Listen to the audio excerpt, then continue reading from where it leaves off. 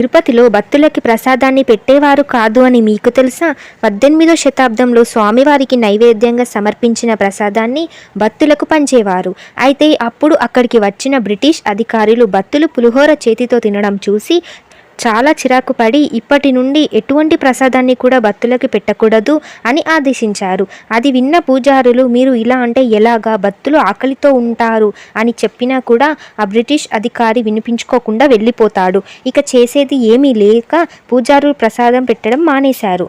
అప్పుడు తిరుపతికి వచ్చిన భక్తులు ఆకలితో ఉంటారు. ఇది అంతా స్వామివారు గమనిస్తూనే ఉన్నారు. బ్రిటిష్ అధికారి ఇంటికి వెళ్ళగానే విపరీతమైన కడుపు నొప్పి మొదలు అయింది. అక్కడ భక్తులు అనుభవించే ఆకలి నొప్పులు ఈ బ్రిటిష్ అధికారికి వస్తున్నాయి. కడుపు నొప్పి ఇంతకి తగ్గకపోవడంతో ఇది అంతా స్వామివారి మహిమ అని అర్థం చేసుకున్నాడు.